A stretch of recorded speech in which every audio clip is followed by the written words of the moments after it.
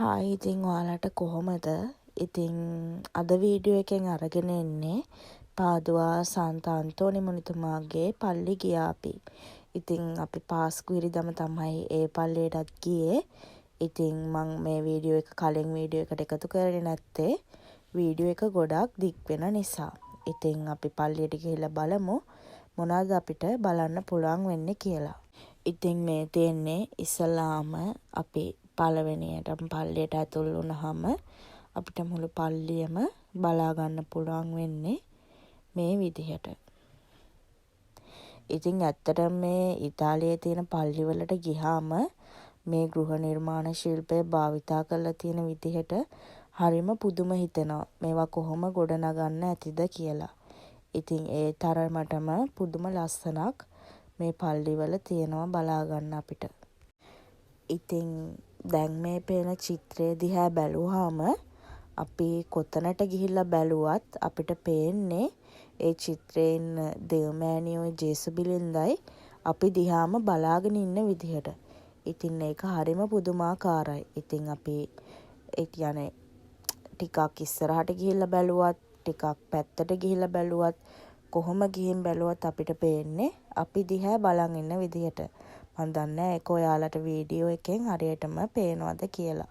අන්තෝනි මුනිතුමා උපත ලබන්නේ පෘතුගාලයේ ලිස්බන් නුවර. ඉතින් මෙතුමා ටික ටික තරුණ වියට එනවත් එක්කම මෙතුමාට උවමනා වෙනවා ධර්මයේ දේශනා කරන්න. ඊට පස්සේ මෙතුමා නැව් නැගලා මොරොක්කෝවට එන්න තමයි පිටත් වෙන්නේ. නමුත් මොරොක්කෝවට එන අතරතුරේදී නැව විනාශ වෙනවා කුණාටුවකට අහු වෙලා.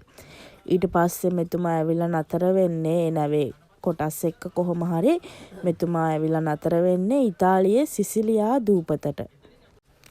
ඉතින් මෙතුමා සිසිලියා දූපතේ ඉඳලා ධර්මයේ දේශනා කර කර අන්තිමට ඇවිල්ලා නතර වෙන්නේ පාදුවාවල. ඉතින් දැන් අපිට මේ පේන්නේ එතුමාගේ සොහොන් කොත. ඉතින් එතුමාගේ ජීවිතයේ අවසාන කාලය ගත කරලා තියෙන්නේ පාදුවාවලදී.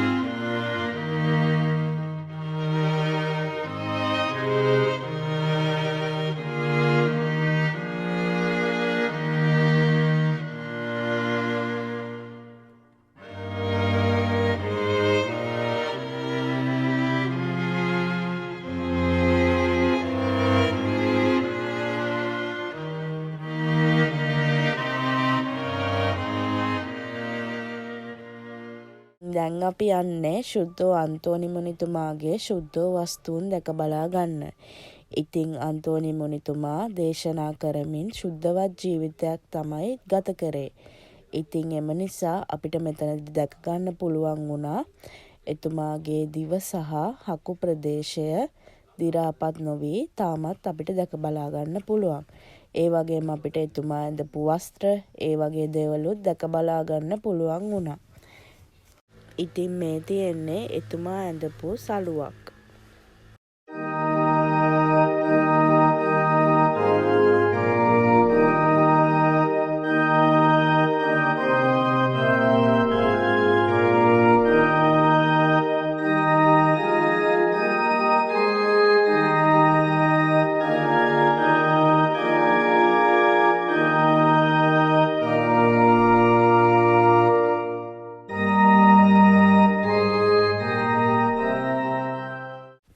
ඉතින් මේ තියෙන්නේ පැරණි කාලේ හැටියට එතුමාව තැන්පත් කරලා තිබිච්ච පෙට්ටිය.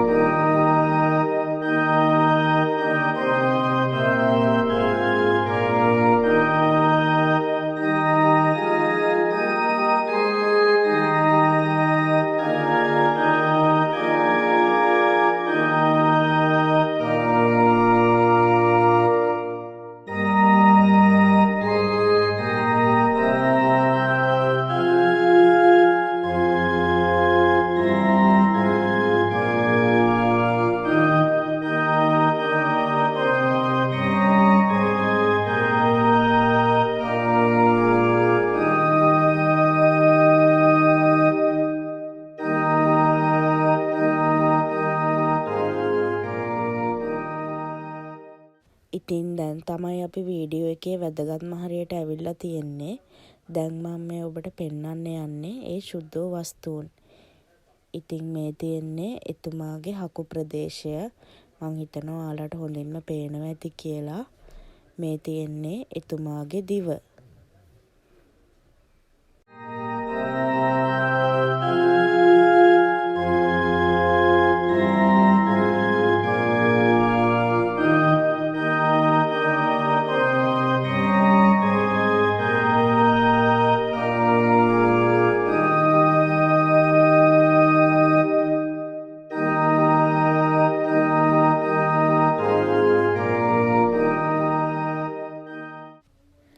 මේ තියෙන්නේ එතුමා ඇඳලා තිබෙන ලෝගුවක්.